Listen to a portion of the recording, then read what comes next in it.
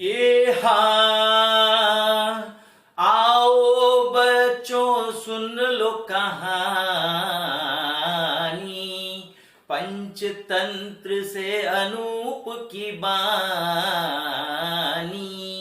तो बच्चों, आज की कहानी का नाम है साधु और चूहा। तो बच्चों, आज की कहानी में एक पुराना मंदिर था। पुराना मंदिर बहुत सिद्ध मंदिर था। वहां एक बहुत अच्छे महात्मा जी रहते थे।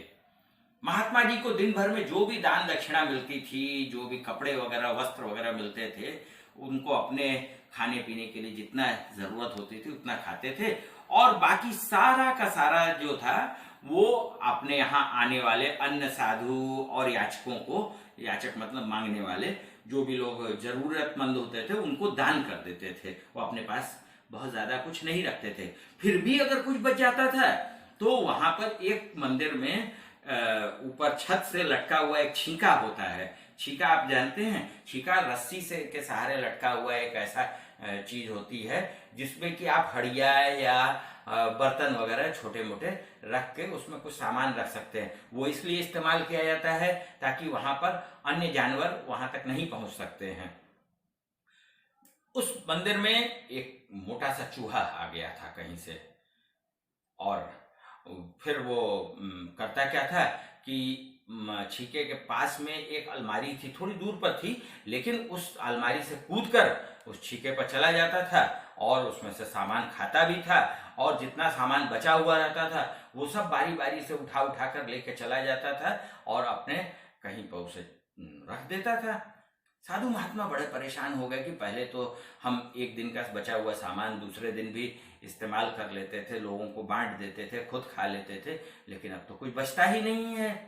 तो उन्होंने बड़ा उनको परेशान हो रहे थे। उन्होंने एक दिन खोजा कि आखिर का जाता कहाँ है। तो उन्होंने देखा कि वो मोटा सा चूहा बड़े ही चालाकी से अलमारी से छलांग लगाकर उस छीके पर आता है और वहां से सामान खाते पीते हुए, और फिर उसमें से बारी बारी से उठाकर कई बार आता जाता हुआ रात भर में पूरा सामान खत्म कर देता है। एक दिन की बात है कि वो वहां पहुंचे। वहां पे एक दिन सुबह सुबह एक दूसरे साधु महात्मा आ गए थे। तब तक उनके पास कोई दान दक्षिणा नहीं आई थी, लेकिन उस छीके का सामान भी पूरा उस चूहे ने अपहरण कर लिया था, निकाल लिया था। लिहाजा साधु महात्मा को बड़ा ही दुख हुआ। उन्होंने बारंबार उस आए हुए साधु महात्मा से क्षमा मांगी कि महात्मा, मैं क्या करूं, मेरे यहाँ एक दुष्ट चूहा है जो कि मेरे पास के रखे हुए सारे अनाज को अपहरण कर लेता है, निकाल लेता है, ले जाता है, और न जाने ले जाकर कहाँ रख देता है। अगर वो सिर्फ खाता भी होता तो इतना ज्यादा वो सामान है कि वो उसे पूरा नहीं खा सकता है। तो साधु महात्मा ने कहा कि मैं आपकी आज कोई सेवा नहीं कर पा रहा हूँ, इसका मुझे बहुत कष्ट है, मैं हृदय से आपसे क्षमा मांगता हूँ।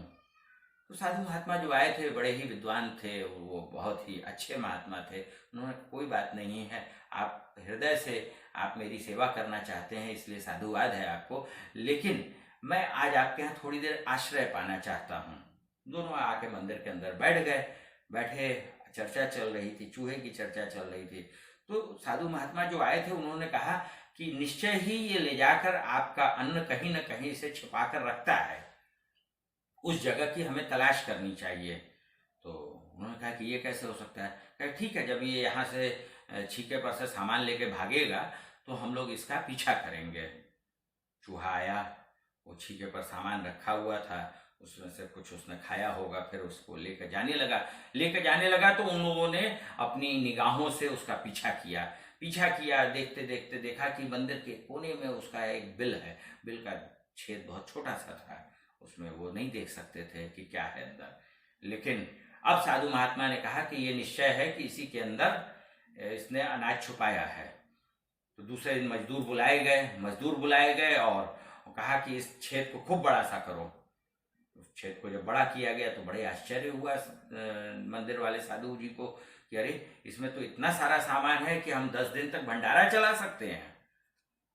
तो जो आगंतुक साधु थे उन्होंने कहा कि अगर किसी दुष्ट का मान मर्दन करना हो या उसका आत्मविश्वास कम करना हो तो उसका हथियार जो है उसका अपहरित कर लेना चाहिए। तो इस चूहे का हथियार जो है ये अनाज है, तो इसको अपहरित कर लीजिए, इसको निकाल लीजिए। बस फिर क्या था, छेद खूब बड़ा सा किया गया और पूरा का पूरा अनाज उठाकर बाहर निकाल के उसको अलग रख दिया गया, अलग रख दिया गया। अब इधर से चूहा घूम फिर के जब आया तो उसने देखा कि अरे उसके बिल का छेद इतना बड़ा सा हो गया, उसमें से कुछ अनाज ही नहीं है। तो उसको बड़ा दुख हुआ कि अरे इतने दिन की मेरी मेहनत, इतना दिन का मेरा बनाया हुआ सारा कुछ और सब गायब हो गया, कहाँ चला गया, कहाँ चला गया। बेचारा बहुत बहुत परेशान हो गया कि अरे ये मेरे साथ क्या हो गया। उसका आत्मविश्वास डिग गया था। अब फिर क्या था, वो फिर नए सिरे से सामान की चोरी करने के लिए, फिर छीके पर जाने के लिए वो अलमारी पर चढ़ा। अलमारी से वो बहुत तेजी से कूदा, लेकिन चूंकि आत्मविश्वास की कमी थी उसके अंदर, इसलिए छीके तक पहुंचने के पहले ही वो टप से नीचे जमीन पर गिर पड़ा। बस फिर क्या था, साधुओं ने लाठी उठाई और उसके पीछे दौड़े दौड़े। अब चूहा आगे आगे, साधु पीछे पीछे, अब दौड़ रहे थे। चूहा पहले अपने बिल की ओर भागा, लेकिन देखा कि इतना बड़ा छेद है कि यहाँ तो मैं सुरक्षित रह ही नहीं पाऊंगा। तो फिर वो भागा भागा बचते बचाते मंदिर के बाहर निकल भागा। बच्चों, चूहा की कहानी तो यहाँ खत्म हो गई, लेकिन एक बात है इस कहानी में कि अगर कोई दुष्ट आदमी हो, जो दुष्ट आदमी है, आपके आसपास बहुत से ऐसे दुष्ट आदमी होते हैं जो कि किसी हथियार के बल पर या किसी डंडे के जोर पर आपको परेशान करते हैं, है ना, करते हैं।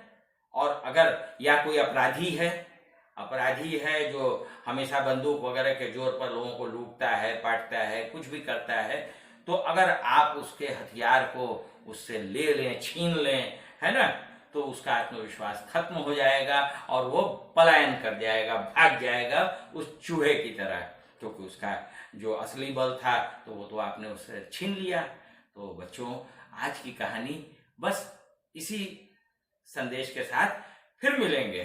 जय श्री राम।